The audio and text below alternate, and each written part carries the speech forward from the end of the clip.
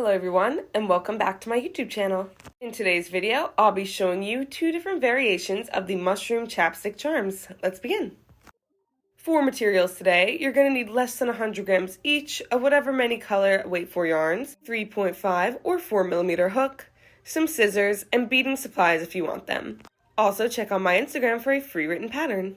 Is in my description. So for method 1 for making the stalk, we're going to start with a chain ring. To do a chain ring, you're going to be doing a slip knot followed by 4 chains and then slip stitching into that first chain that we made. The difference between this and a magic ring is simply that there's no weird wrapping around the fingers, which a lot of people don't like. So once you chain 4, you're going to find the first chain you made, reinsert your hook, and then slip stitch directly through the both of them, making sure there's a small hole in between. You'll chain 1 from here. The second method is just the classic magic ring, something I've shown a million times because I personally think it looks a bit cleaner than a chain ring. If you're not a fan of the magic ring though, I do still recommend learning it at some point, but for now the chain ring will suffice. Simply wrap it around and chain 1 when you're finished. Both pieces will continue from here, adding 10 single crochets into the hole of whichever start you chose. When you're adding single crochets into a hole of a piece, whether it be a chain ring or magic ring, or even just a stitch, you really want to make sure that you're not getting caught on anything and going through the wrong holes. Make sure you're not directly going through any of the chains, just make it all the way around, slip stitch, and chain 1. From there, you're just going to want to leave yourself a little bit of slack so you can weave in the end of whichever one you chose.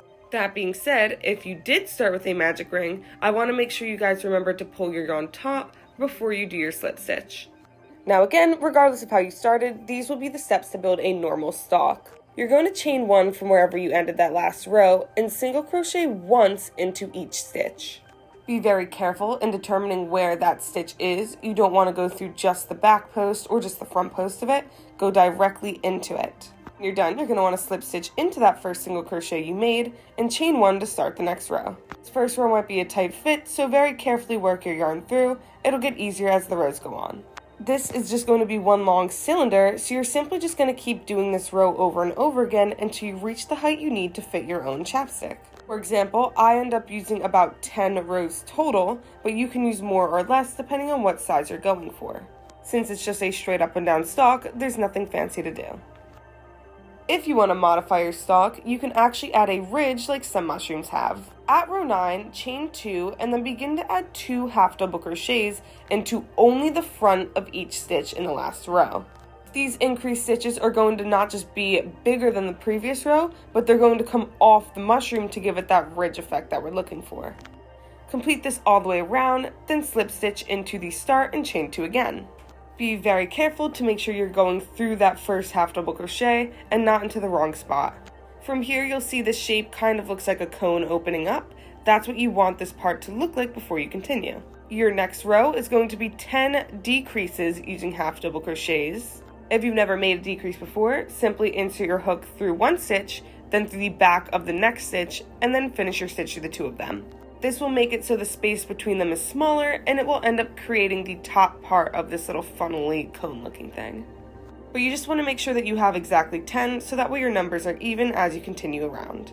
From here, you're just going to slip stitch and chain only once this time, so that way you can continue doing rows the same way you were doing them previously. Shape of the ridge is finished here. The only step that you have left is just adding enough rows for the height that you want. In total for this one, I end up making 3 more for a total of what is basically 14 rows. But again, if you want this smaller or shorter, be my guest to change it up. These are just what I think looks the most visually appealing on like a backpack or a little purse.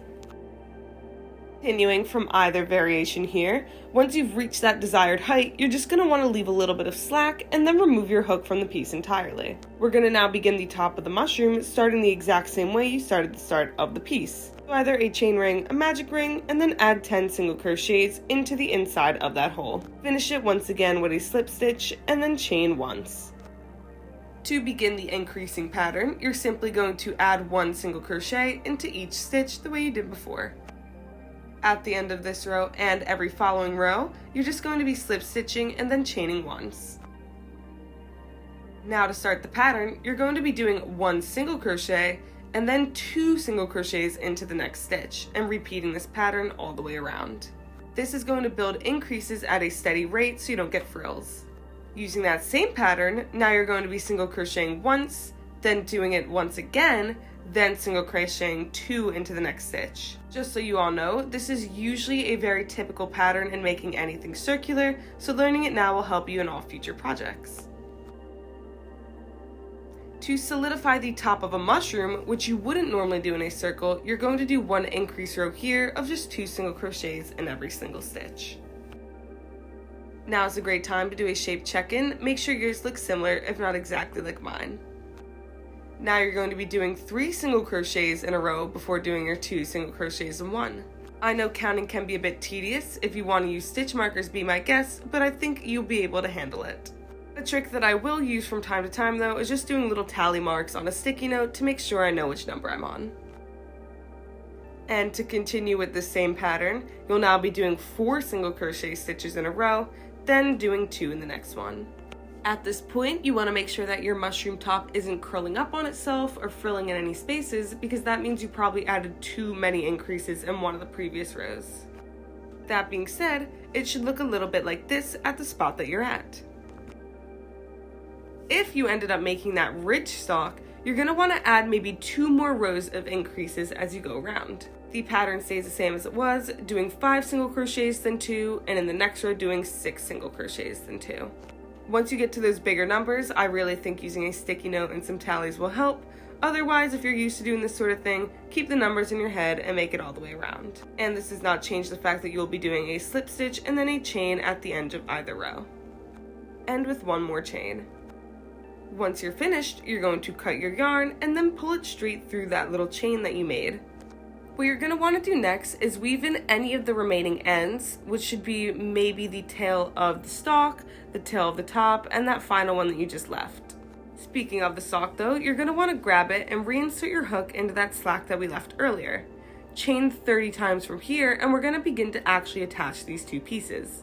Leaving a little bit of slack after you make those chains of 30, you're going to want to pick up your mushroom top and find the space 1 ring after that first ring you made. Very gently pull that chain 30 through. You don't want it to unravel, so you want to make sure you choose a spot maybe in the middle of it, and then we're going to end up reinserting it through the other side as well.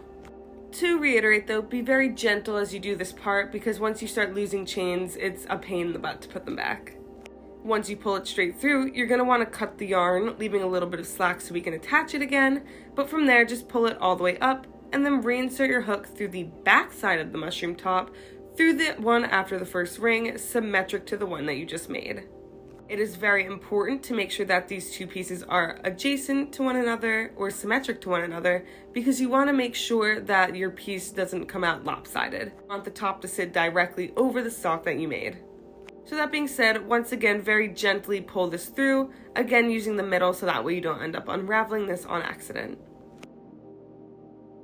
Once you've done that, take a moment to adjust the actual piece so it looks a little something like this before you reattach.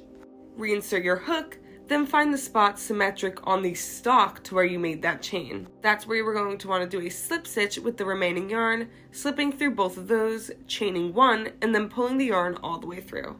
The tail will be a bit longer this time, but don't worry about cutting it yet. You want to weave the end in a little bit before you decide to actually cut it all. Before you start adding any of your spots or your charms, quick shape check in to make sure it looks right. So to make your spots, you either want to take some scrap yarn or just any leftover yarn that you have and begin to weave it through the top of your mushroom 1 stitch at a time. That means that you're only surrounding 1 stitch, so that way you have a small little change in color instead of a long line. You can use as much or as little as you want. It depends entirely on how many spots that you want. Just remember to only go through 1 stitch no matter what you're doing. Of course, you can do these entirely random, or you can do as I'm doing here and take 1 really long strand of yarn and make 1 spot every 2 stitches. You want to be doing this 1 ring at a time, so it almost looks like big Saturn rings going around the mushroom, except there's these little perforated pieces in between the stitches that you're skipping. Or to put it simply, go all the way around once, then go up a row, continue the pattern all the way around, go up a row until you reach the middle. Your next step is to actually make your little beaded charms and then connect it all to the keyring.